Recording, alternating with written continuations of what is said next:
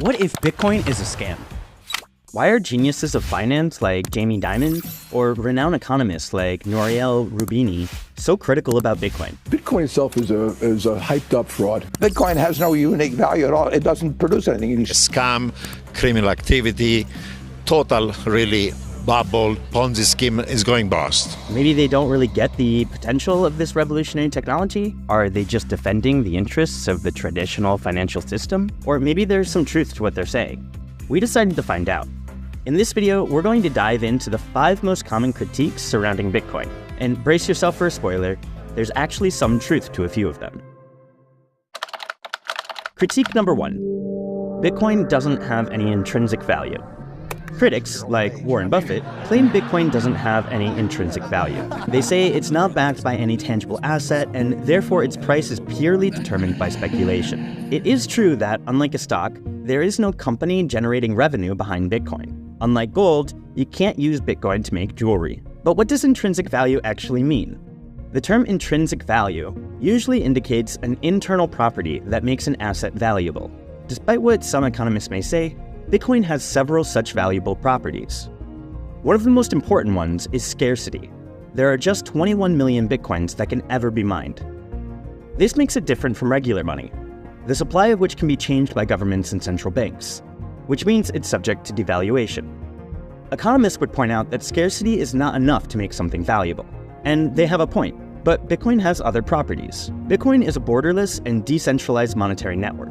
No other form of money in the world can be moved across borders without the permission of a bank or a centralized authority. Everyone in the world with internet access can get a Bitcoin wallet and use Bitcoin. That's incredibly valuable, especially for millions of people who still don't have access to traditional financial services. And that's not all. The Lightning Network, a Layer 2 solution built on top of the Bitcoin network, enables instant and affordable transactions, and thus, Bitcoin can be utilized for small payments as a peer-to-peer digital cash system. Combining scarcity with these unique features, Bitcoin becomes like a modern-day version of gold.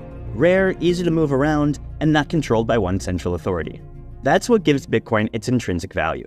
Critique number 2. Bitcoin is a Ponzi scheme. A Ponzi scheme is a scam where early investors make money with fresh capital brought in by new investors instead of with genuine profits. When the flow of new money stops, the scheme collapses, and most investors will lose their funds. The crypto industry, especially in its infancy, was plagued by Ponzi schemes, like this one.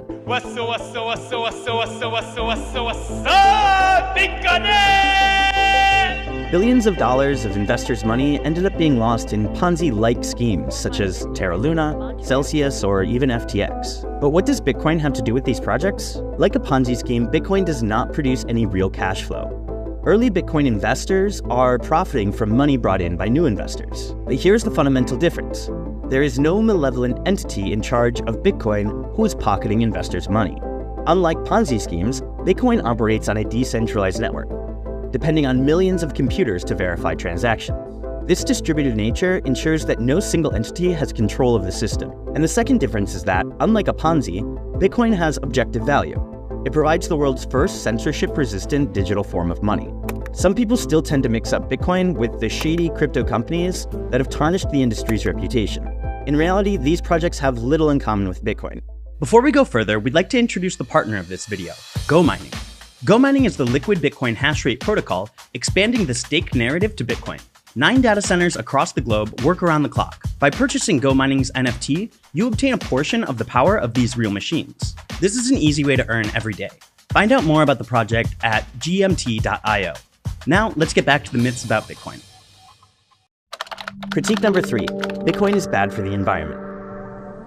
Bitcoin needs energy to function, and that's undeniable. The Bitcoin network relies on a proof-of-work system, where powerful computers solve mathematical puzzles, using large amounts of electricity, much of which comes from fossil fuels. The energy used to mine Bitcoin and run the network is currently comparable to a country like Ukraine or Malaysia. That sounds like a lot. So the critics can say, aha, we were right. But on the other hand, Bitcoin's environmental footprint is very small compared to other industries. It's 4.45% that of finance and insurance, 5.1% that of shipping, and 5.3% of aviation, according to the Bitcoin Mining Council. So it's all a matter of perspective. And the main question boils down to this. Does the value Bitcoin brings to the world justify its impact on the environment? Proponents say yes, it does, citing Bitcoin's unique features as a decentralized, censorship-resistant, and cross-border form of money. Also, Bitcoin mining doesn't have to come from fossil fuels. There are efforts to make Bitcoin mining greener by transitioning to more renewable energy sources, like solar or hydropower. Quantifying the share of renewables in Bitcoin mining is challenging. Estimates vary widely. According to a Bitcoin Mining Council report in Q2 2022, about 60% of Bitcoin mining operations use renewable energies. The report also suggests a growing shift towards renewable energy sources. Critics argue that even if Bitcoin becomes fully green, it might limit these renewable sources for other needs like powering cars, factories, or households. And this brings us back to the fundamental question: how much do we need Bitcoin? Is Bitcoin more necessary to humanity than electric vehicles? There's not one answer to these questions, so I'll leave it here for you to reflect upon. Give us your thoughts in the comments. Critique number 4, Bitcoin is too volatile. A lot of people hesitate to invest in Bitcoin due to concerns about its high volatility. They argue that this volatility makes Bitcoin unsuitable as a currency and an unreliable store of value. High volatility is definitely one of the reasons why Bitcoin hasn't reached mainstream adoption as a means of exchange. But when it comes to the store of value narrative, the issue is much more complex. Bitcoin's high volatility is a natural part of its maturation process. A decade ago, its market cap was zero, and now it's worth billions of dollars. That appreciation is a product of Bitcoin's high volatility. Despite the dramatic price moves, Bitcoin has been among the best performing assets of the last decade.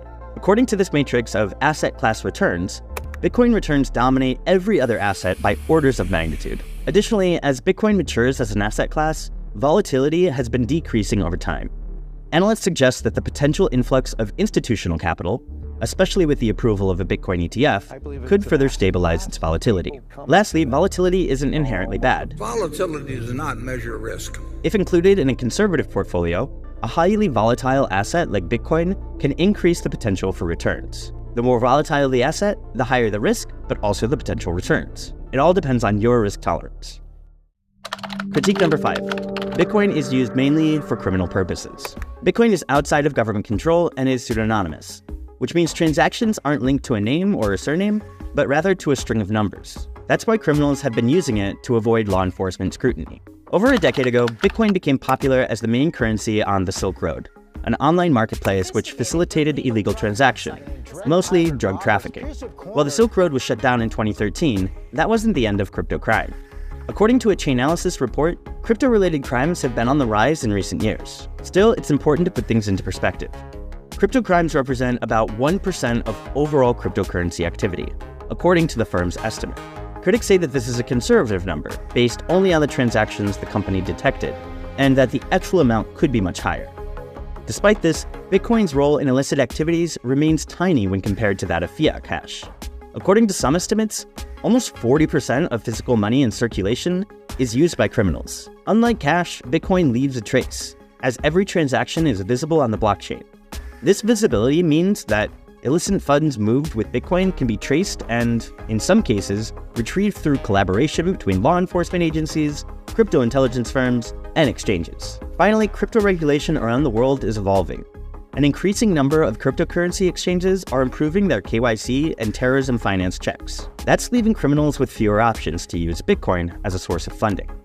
And if you still have any doubt on the legitimacy of Bitcoin, you're not following the news. The US SEC recently approved a spot Bitcoin ETF, allowing your grandpa to include Bitcoin in his retirement plan. Basically, Bitcoin has never been more legit. Again, it's all a matter of perspective. Yes, Bitcoin can be used for illicit activity, but so can traditional cash.